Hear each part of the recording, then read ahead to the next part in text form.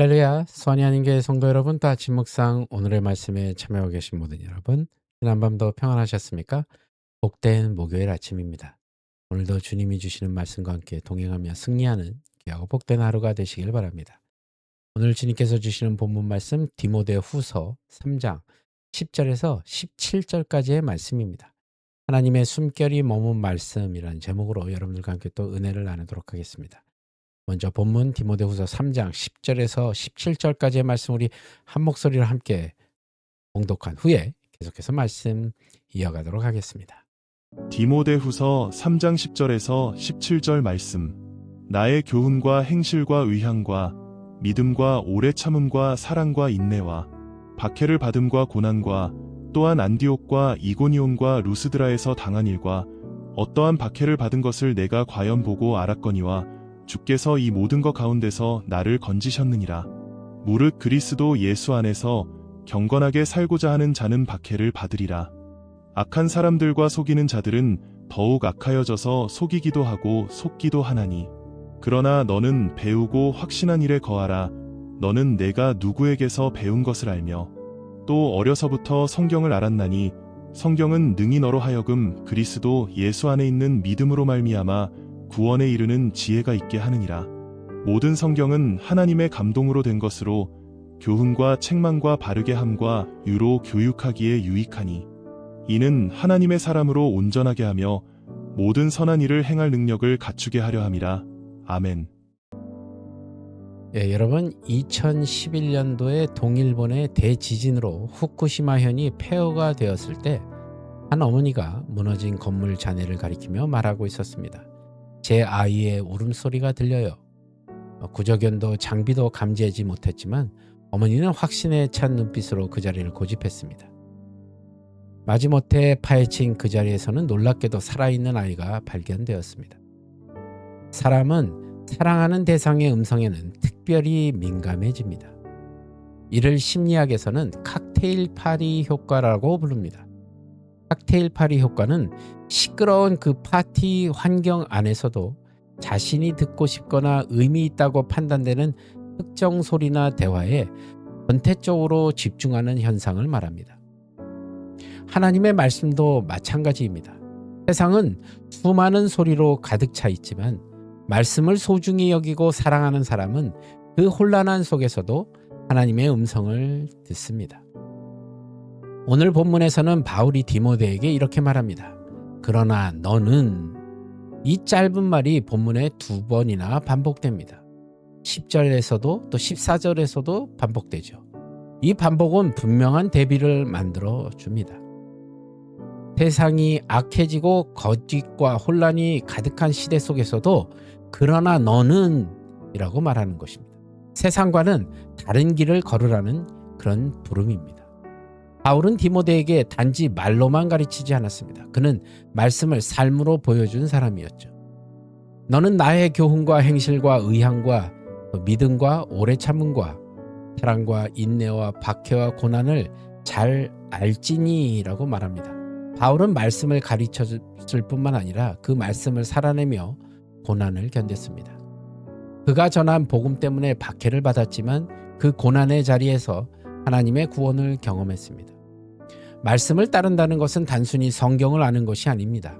그 말씀을 위해 고난을 감당하겠다는 결단입니다. 바울은 디모데가 그것을 가까이에서 보아왔음을 알고 있었죠. 특히 루스드라에서 바울이 돌에 맞아 거의 죽을 뻔했던 사건, 그 장면을 디모데는 직접 목격했을 것입니다.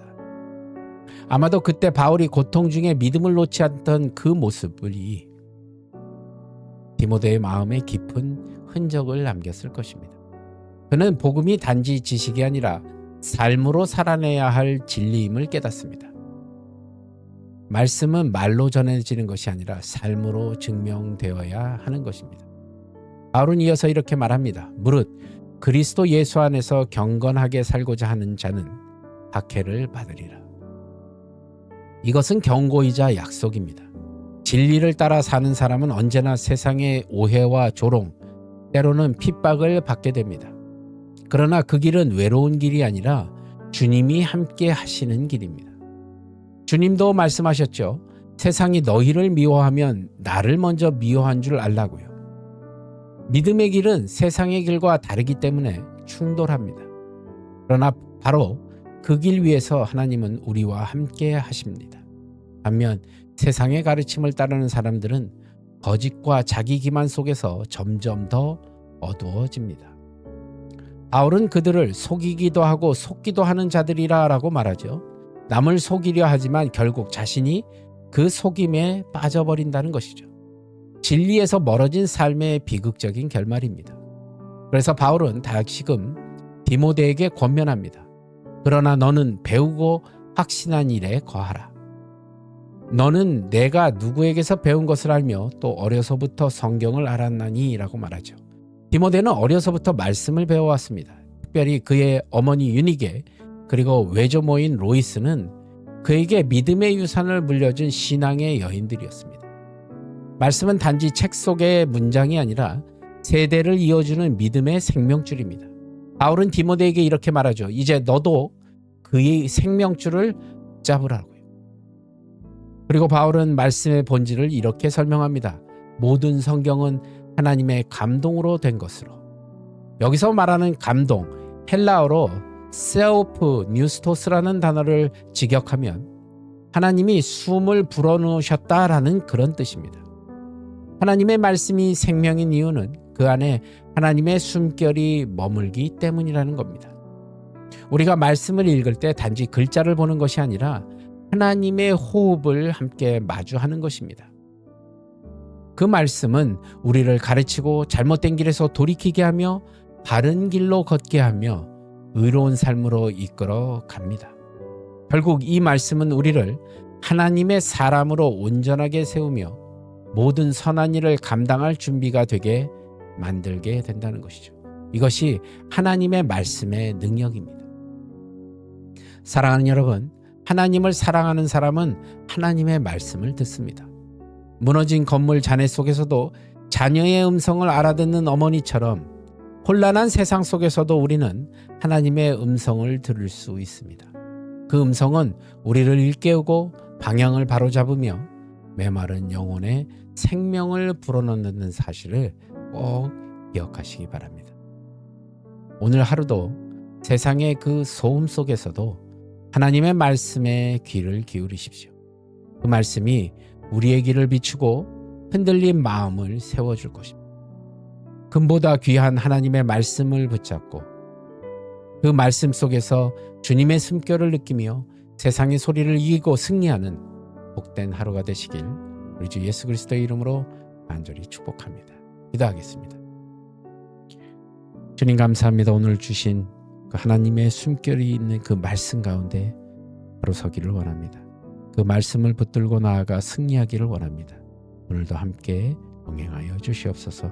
모든 것 주님께 감사드리오며 나사렛 예수 그리스도를 받들어 간절히 기도드리옵나이다.